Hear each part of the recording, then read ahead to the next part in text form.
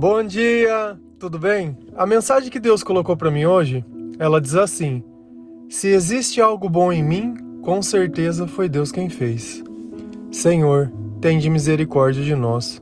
Perdoa, Pai, todos os nossos pecados. Livra-nos de todo mal. Nos afasta de tudo aquilo que não vem de Ti. Envia, Pai, Seu Espírito Santo para que tudo possa ser renovado, tudo possa ser transformado. Dai-nos, Senhor, um coração puro. Dai-nos entendimento, sabedoria e obediência. Nós Te louvamos, nós Te amamos, nós Te bendizemos, nós Te adoramos, pois somente Tu é o nosso Deus, Senhor.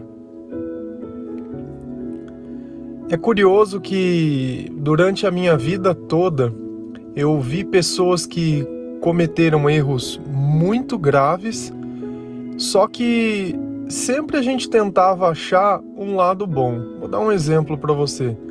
Eu tive diversos amigos que tiveram problemas com drogas. E sempre era feito dois tipos de comentário, que ele era uma pessoa inteligente e ela era uma pessoa boa. O problema era apenas o vício. E aquilo sempre me incomodou muito, porque como que eu posso pegar alguém que não dá conta da própria vida, que vive causando muitas vezes prejuízo para os pais, problemas, envergonhando o nome, e eu olho e falo, essa pessoa é inteligente. Ah não, essa pessoa ela é uma pessoa boa mesmo, se não fosse isso ele seria a melhor pessoa do mundo, acho que ele seria Jesus na Terra, né? E as pessoas que fazem tudo direito, eu também dou o mesmo título a elas. Então dentro de nós esse título de bondade, ele não pode ser aceito. E às vezes você falar que alguém é bom é complicado. E eu vou falar por quê. Lá em Marcos 10, versículo 17 e 18, a palavra de Deus diz assim: quando Jesus ia saindo, um homem correu em sua direção e se pôs de joelho diante dele e lhe perguntou: bom mestre, que farei para herdar a vida eterna? Respondeu-lhe Jesus: por que você me chamas de bom? Ninguém é bom, a não ser um, que é Deus. Curiosamente, Jesus acabou dizendo que ninguém é bom. Você já tinha ouvido falar sobre isso? Eu acredito que não, porque a gente recebe esse título e diz, olha, ele é uma pessoa muito boa, e nem Jesus aceitou ser chamado de bom. Bom somente é Deus. E com certeza, se algo bom existe em nós, foi Deus quem fez. Muitas vezes nós olhamos, às vezes, a dedicação que nós temos sobre alguma coisa e o resultado disso é bom e achamos que aquilo é algo que veio de nós e não de Deus. Como se na minha vida eu não precisasse de ninguém, a não ser de mim mesmo. E que tudo o que acontece nada mais é que fruto do meu esforço. Então eu acredito que por eu ter um emprego melhor, eu sou melhor que as outras pessoas. Por mérito, né? Não foi Deus que me deu uma capacidade diferente de outros. Porque às vezes a gente precisa parar para pensar um pouco, é que Deus ele age de diversas maneiras na nossa vida. Uns aceitam melhor o papel, outros não. E é curioso quando a gente fala de pensar em dinheiro e ser bem-sucedido, que lá em Eclesiásticos Deus diz assim, olha, para alguns eu vou dar a tarefa de trabalhar arduamente. Só que essas pessoas elas não vão aproveitar nada que elas ganharem, elas simplesmente vão ficar acumulando. Por quê? Porque depois disso vai ser entregue a outro como bênção. Você vê como é que é interessante quando a gente começa a ler a palavra de Deus e você conhece alguém que é assim? Uma pessoa que só sabe trabalhar, não aproveita nada da vida, não divide nada com ninguém, nunca ajuda ninguém, não tenta fazer nada de bom. Normalmente nem em Deus essas pessoas elas acreditam, né? Vivem numa correria como se o ser mais, né, eu ter mais é a coisa mais importante dessa vida, eu ser reconhecido, a casa, o carro e um monte de coisa. E no fim essas pessoas simplesmente pegam uma doença ou sofrem um acidente e tudo que elas têm acabam ficando para outras pessoas. E isso existe. Então não dá para a gente definir como bênção simplesmente posse, simplesmente bens. Talvez nesse mundo, sim, mas no reino de Deus, Deus diz que isso daí vai virar traça. Isso daí para lá não serve, não compra nada. É como se você pegasse a nossa moeda local, real, e fosse lá nos Estados Unidos e tentasse pagar em algum lugar. Olha, eu quero pagar esse refrigerante aqui, ó, toma, R$5. Não, isso daí a gente não recebe. E é a mesma coisa, os tesouros da terra só valem na terra, os tesouros do céu só valem no céu. Mas nós temos que aprender que esse senso de justiça em definir que algo é bom ou é ruim, não quer dizer que todas as pessoas elas são ruins ou quer. Porque na verdade, quando a gente encontra qualquer traço de bondade em alguém, nós estamos vendo os traços de Deus. Nós estamos vendo o Espírito de Deus atuando naquela pessoa. Lá em Números, tem umas passagens lá perto de número 12, que tem um entendimento muito bem interessante sobre o Espírito. O que estava acontecendo naquela época? Pensa lá que você tinha um povo de mais de 600 mil pessoas, que eles passaram uma vida inteira em escravidão. Só que quando você está lá em escravidão, o que eles tinham? Eles tinham comida. Eles tinham um trabalho pesado? Tinha, mas eles tinham uma casa, eles tinham uma rotina, né? Eles tinham as coisas que eles já estavam acostumados a suportar. Ainda que fosse ruim ser escravo, alguma coisa boa tinha. A comodidade na questão de comer, de dormir, de poder tomar um banho, os amigos, e tinha as coisas. Então a gente percebe que quando a gente se acostuma com o que é ruim, a gente começa a procurar coisas boas no que não deveria ser bom, né? E aí esse povo estava lá no meio do deserto, rodando, e vira e mexe eles costumavam juntar em torno de Moisés e ficar reclamando da vida para eles. E dessa vez eles foram reclamar que eles estavam morrendo vontade de comer carne, porque quando eles eram escravos, eles tinham peixe à vontade para comer de graça. E lá no deserto eles não tinham nada, só tinham dificuldade. Tudo era luta, tudo era batalha, tudo era coisa diferente. Tá bom? Aí Deus diz assim, falou, tudo bem, eu vou arrumar carne para esse povo. Aí Moisés começou, né? Bom, mas ainda que nós tivéssemos muitos gados, muitas ovelhas, você falou que você ia dar carne o mês inteiro para esse povo, mas não sei não se você vai conseguir. E Deus olha para Moisés e diz, ô meu querido, você está duvidando do meu poder? Você está duvidando do que eu posso fazer por você? A questão toda é que você percebe que ele apresentou um problema para Deus e ele queria resolver o problema do jeito dele. Deus mandou umas codornas e ficou vindo esses bichos para que eles pudessem comer. Mas o fato que é mais curioso é que quando Deus viu que Moisés ficava reclamando o tempo todo, você sabe o que ele fez? Ele falou, Moisés, arruma 70 pessoas aí que eu vou dividir esse trabalho que você faz. Não vai ficar mais sozinho fazendo ele não. E aí quando Moisés arruma essas pessoas, ele pega o espírito que está em Moisés e divide esse espírito em 70, para que todos tivessem o mesmo espírito, o mesmo entendimento, o mesmo comportamento. Então será que era Moisés que era o cara? Ou será que o Espírito de Deus que estava capacitando Moisés a ser o cara? Será que se Moisés tivesse reclamado menos, Deus teria arrumado essas outras 70 pessoas para ajudar ele? Mas o melhor não é isso. O melhor é Josué, quando ele chega no acampamento e vê que tem outras pessoas profetizando como Moisés fazia, e ele vai desesperado e fala, Moisés, nós não podemos mais permitir isso. Onde já se viu, eles estão fazendo as mesmas coisas que você faz. E Moisés diz para ele, por que você está preocupado com o que eles estão fazendo? Quem deveria estar preocupado sou eu. E eu acho muito bom, se pudesse, que todas as pessoas pudessem ter o Espírito de Deus, que elas pudessem profetizar e sentir isso, e ajudar a zelar pelas outras pessoas.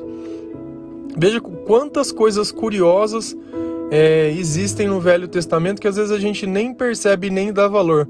Hoje nós temos o Espírito Santo, essa mesma oportunidade que os 70 pessoas que ele escolheu tiveram, nós temos, através da oração. Percebe que a capacidade de Moisés de fazer milagres, de conduzir o povo, de tomar decisões, não vinha dele, vinha de Deus. E a parte que era Moisés era a parte que questionava, era a parte que reclamava, era a parte que se cansava. A parte que era Deus, não. Então, quantas vezes na nossa vida, por reclamação, as coisas não mudaram? Aquilo que era seu foi dividido para outras pessoas, ou simplesmente você ficou com a missão, né, ou com o propósito de simplesmente acumular para que outras pessoas pudessem aproveitar pelo simples fato de você não viver em comunhão com Deus. Então a gente tem que tomar sempre um cuidado muito especial nessa palavra bom, em saber também olhar que qualquer coisa boa que você perceba, que tem amor, que não tem interesse, que vise ajudar outras pessoas, isso vem de Deus e é inspirado, inspiração pelo Espírito de Deus. Qualquer coisa que você consiga admirar e falar, nossa, que coisa bacana, nossa, mas que ideia boa. Toda vez que você vê a palavra bom e genuinamente for bom, Deus esteve ali, ou Deus está ali. Isso não vem de nós. E esse fato de Moisés ter dividido o Espírito com outras pessoas ficou mais que claro e evidenciado que não era Moisés, era Deus. Agora, quantas pessoas não olhavam Moisés e achavam que era Moisés que fazia as coisas por não ter o discernimento que era Deus que agia através da vida dele? Então, quando Deus pediu para que ele batesse na rocha, para que saísse água, e Moisés, ao invés de simplesmente tocar, ele foi lá e deu uma pancada na rocha, para que talvez tentasse demonstrar para a pessoa que a força dele fez a rocha, e não Deus que estava nele.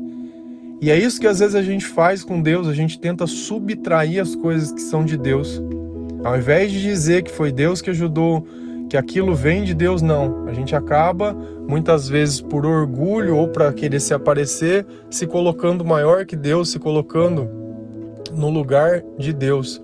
Lá em 1 Timóteo 4, versículo 4 e 5, a palavra diz assim: pois tudo que Deus criou é bom, e nada deve ser rejeitado, se for recebido com ação de graças, pois é santificado pela palavra de Deus e pela oração.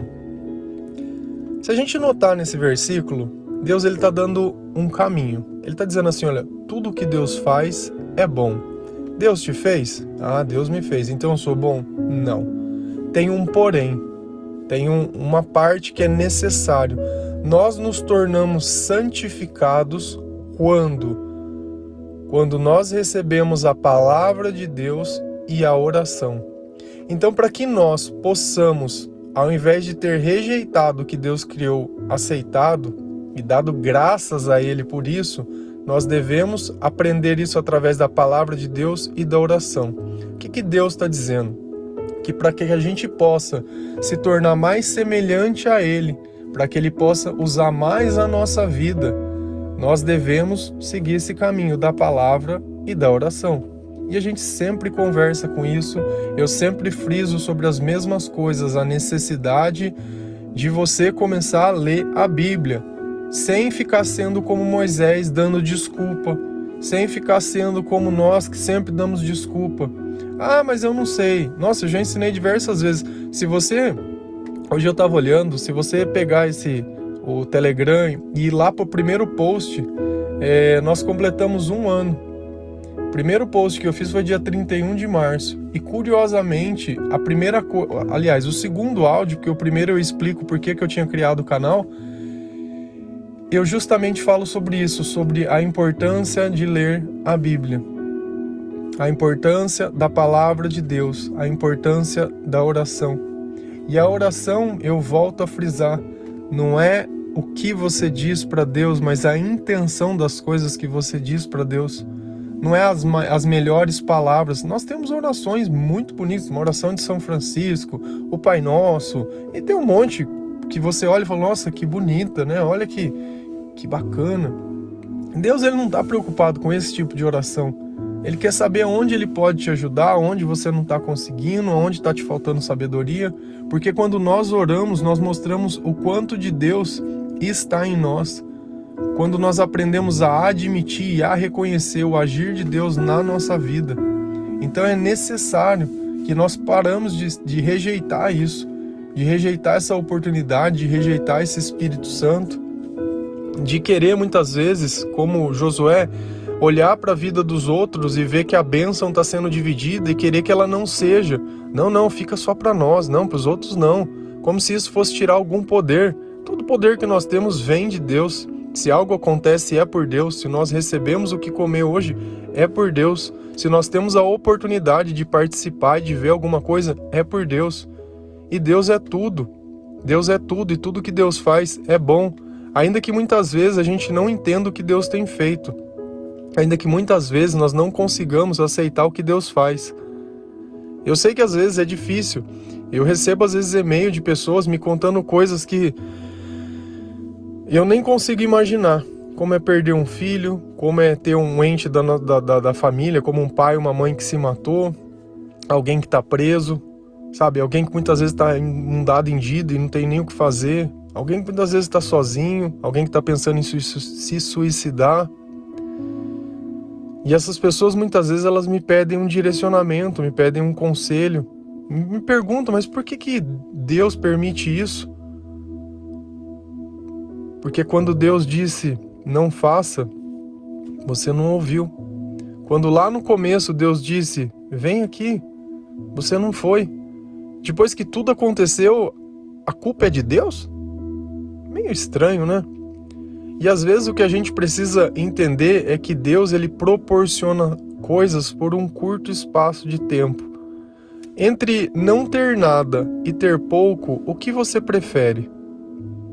Vou citar um exemplo que é uma espécie de um entendimento e vai se basear um pouco em um dos e-mails. Vamos imaginar que você esperou 9 meses uma criança, essa criança nasceu e por alguma complicação ela faleceu. Então você está ali diante do seu filho morto. Vem um anjo dentro daquela sala e diz para você assim, olha, eu vou deixar você fazer uma escolha. Eu posso reviver o seu filho, porém ele não vai chegar à fase adulta. Ele vai viver mais 1, 2, 3 anos possíveis. Mas você vai ter a oportunidade de abraçar, de tocar, de ver ele crescer. Ou você prefere que eu não faça isso e deixe ele morto? O que você iria escolher? Com certeza você ia escolher poder ter esse filho por um pouco espaço de tempo do que não ter. Depois daria aquele tempo dos 3 anos e o dia que ele viesse a falecer, não seria com pesar, seria com, de uma certa forma, alegria, porque você entendeu que Deus fez um milagre que permitiu você chegar até aquele ponto. Só que vamos imaginar que você não saiba desse acordo. Depois de 3 anos a criança morre e você se pergunta, por que Deus fez isso comigo? Talvez porque você não tivesse entendido o acordo.